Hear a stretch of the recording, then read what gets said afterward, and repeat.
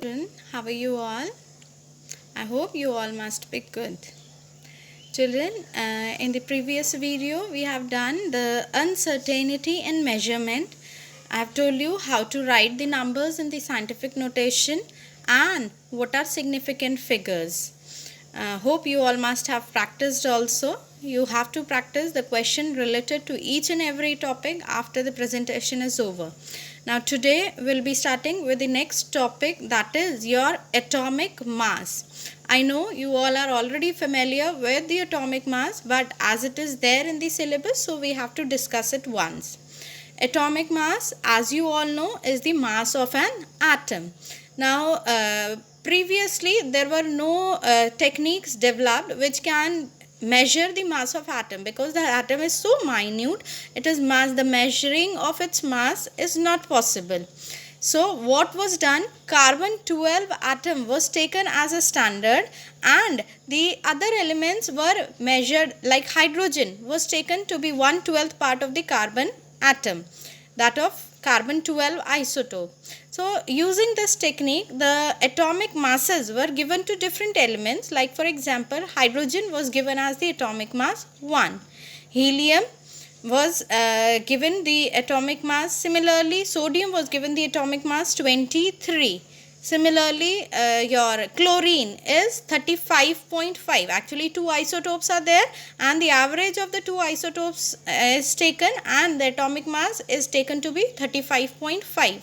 So, in such a manner, the atomic mass was given, and the unit was written as AMU, small a, small m, and small u. But nowadays, it is written as U only. Now, what is average atomic mass? Average atomic mass is for those elements which are having different isotopes. As I told you, in case of chlorine, two isotopes of chlorine are there. One is having the atomic mass 35 and the other one is having the atomic mass 37. And the average atomic mass of chlorine, whenever we use for the calculations, is taken as 35.5. Why is it taken as 35.5? Because it is the average of 35 and 37. So average atomic mass for chlorine comes out to be 35.5. Similarly, for other isotopes also, it is calculated on the basis of the percentage present of particular compound, or you can say isotope, in the environment. So what is atomic mass? Atomic mass is the mass of an atom, of an element which is taken in reference to carbon 12 isotope, which is taken as the standard one. An average atomic mass, as I told you, is the average of the isotopes existing. Next is, what is molecular mass? It is the sum of the atomic masses of the elements in a molecule. Like for example, we are having the methane molecule here. Methane, the chemical formula is CH4.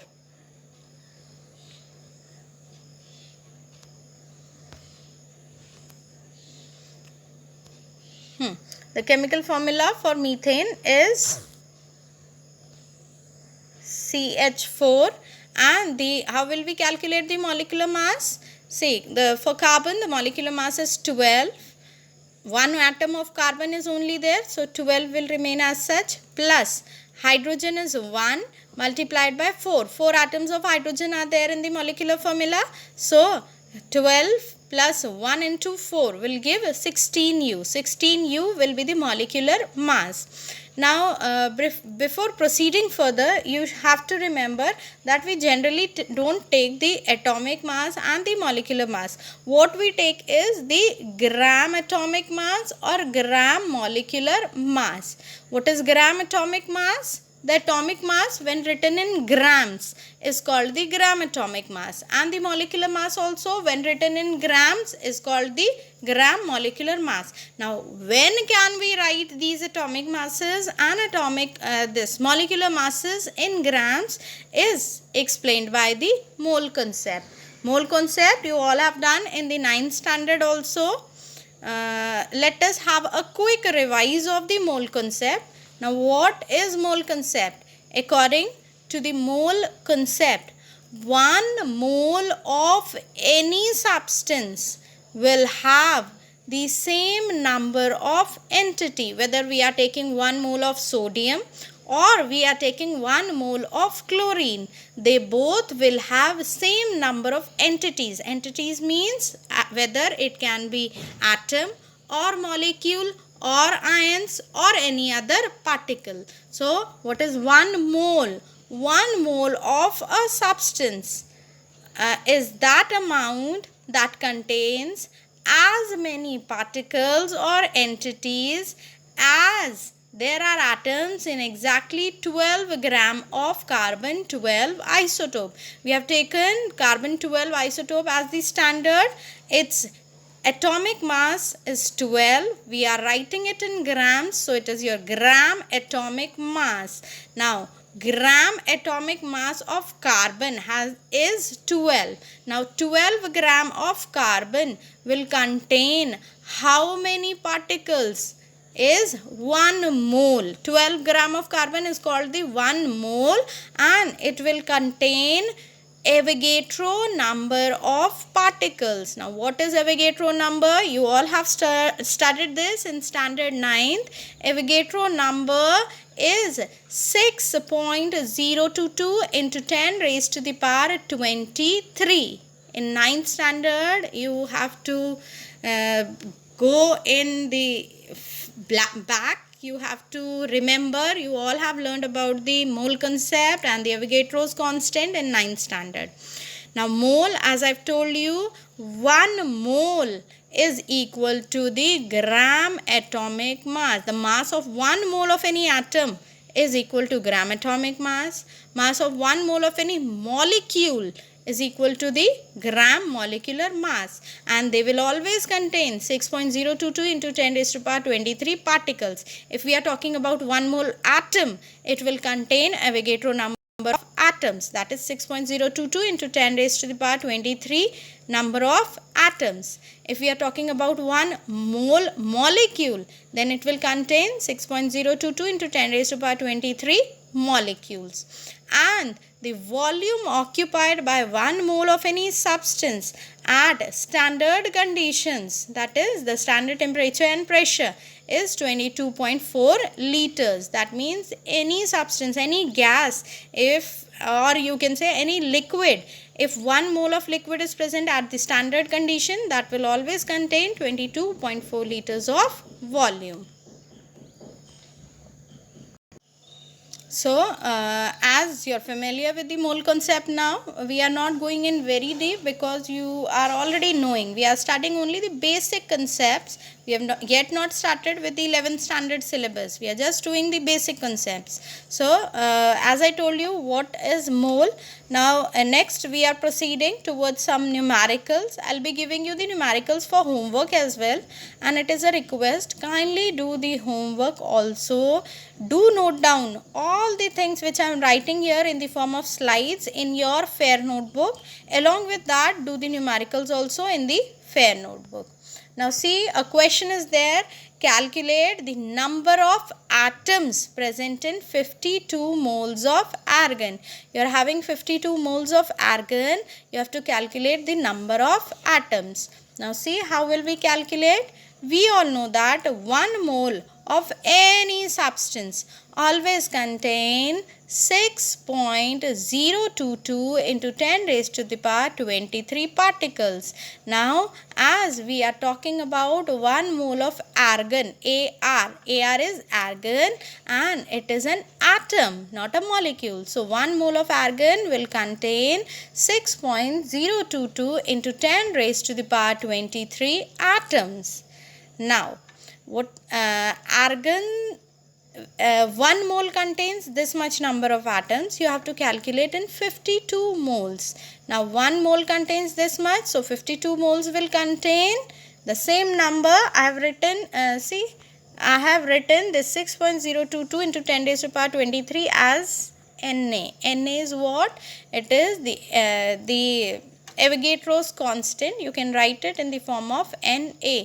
Remember, A is not there in the small letters simply written.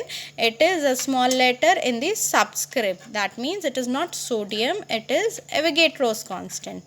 So, Avogadro number multiplied by 52. That is simple, unitary method. You all are learning since very long, since the beginning of your studies you are learning about the unitary method. If 1 mole of argon contains this much number of atoms, so 52 mole will contain this same number multiplied by 52. So the answer comes out to be 3.13 into 10 raised to the power 25 atoms. Hope you are understanding this. Now see, the next part of the question is 52 grams of helium. See, 52 grams of helium, what you have to calculate is calculate the number of atoms in 52 grams of helium. Now again, coming back to the mole concept, 1 mole of helium will have the weight equal to the gram atomic mass. Gram atomic mass for helium is 2. So it will be 2 grams. 1 mole of helium is having the weight 2 grams. That means 2 gram, which is called 1 mole, contains Avogadro number of atoms. Na is Avogadro number. Now you have to calculate in 52 gram. Now 2 gram has Avogadro number of atoms. So 1 gram will have how many atoms? This 2 gram is having Avogadro number. So 1 gram will have Avogadro number divided by 2. And 52 grams will have Avogadro number multiplied by 52 divided by 2 atoms. Now solve this. You'll get 7.8286 into 10 raised to the power 24 atoms. Again I am telling you the same. 1 mole of helium has the weight equal to its gram atomic mass, that is equal to 2 grams. So 1 mole of helium is equals to 2 gram. So 2 gram will be having Avogadro number of particles, that is Na number of atoms. Now 2 gram is having Na number of atoms, so 1 gram will have Na divided by 2 and 52 grams will have Na multiplied by 52 divided by 2. What is Na here? Yes, it is the Avogadro's constant, 6.022 into 10 raised to the power 23 and multiplied by 52 divided by 2 atoms. Solving this, you'll get 7.8286 into 10 raised to the power 24 atoms.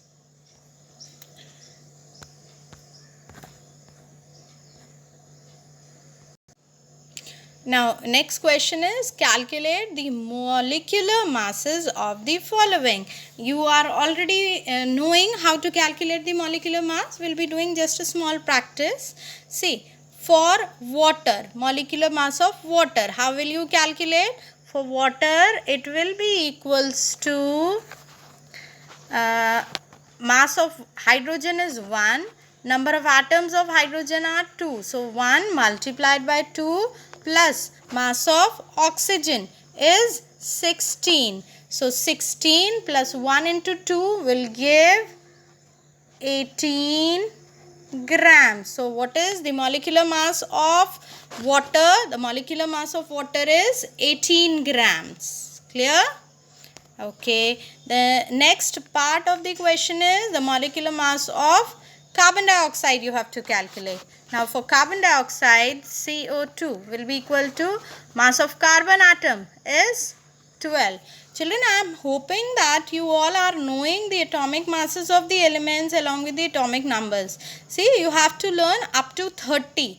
The atomic number up to 30, up to the element zinc you have to learn, like hydrogen 1, helium 2, lithium 3, beryllium 4, boron 5, carbon is having 6, nitrogen 7, oxygen 8, fluorine 9, neon 10, sodium 11, magnesium 12, aluminium 13, silicon 14, phosphorus 15, and your sulfur 16, chlorine 17, argon 18, and 19. Potassium 19, calcium 20, scandium 21, vanadium 22, so scandium 21, titanium 22, vanadium 23, chromium 24, manganese 25, iron 26, cobalt 27, nickel 28, copper 29 and zinc 30.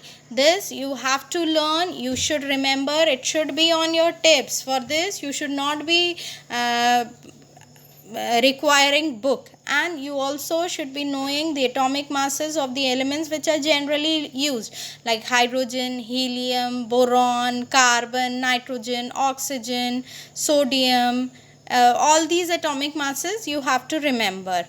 Now for carbon it is 12, only 1 mole of carbon is present, so 12 plus oxygen is 16, 16 multiplied by 2, so 16 into 2 will give 32 plus 12 will give 44 grams. So the gram molecular mass for carbon dioxide will be equal to 44 grams.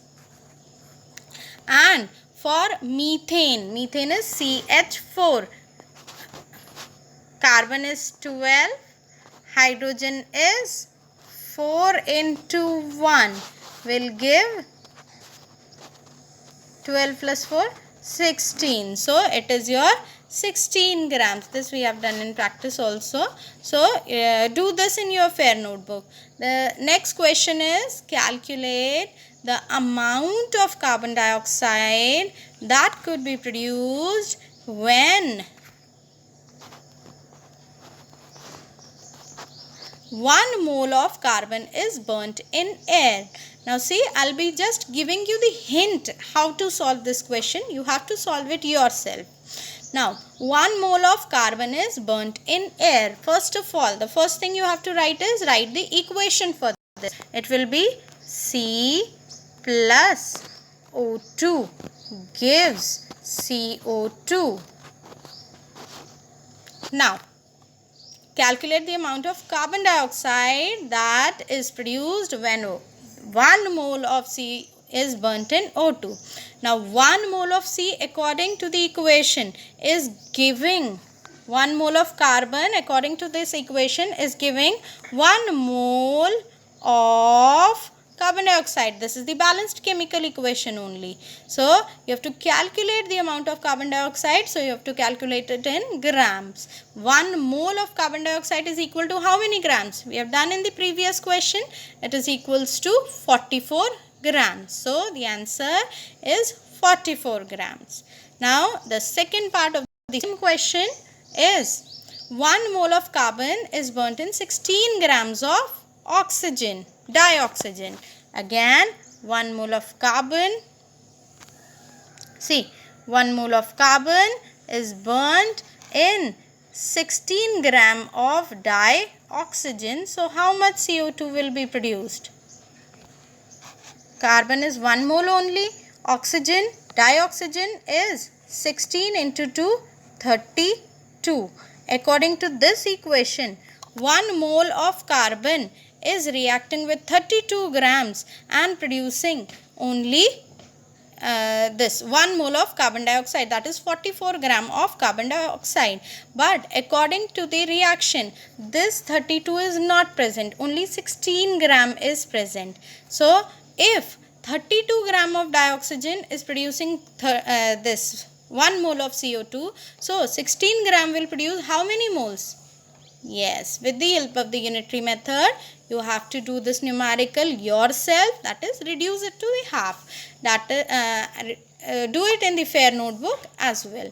Now children, kindly do practice some of the numericals of the same type from your NCERT book, and we'll proceed with the next topic in the next presentation. Thank you so much. Sai Ram.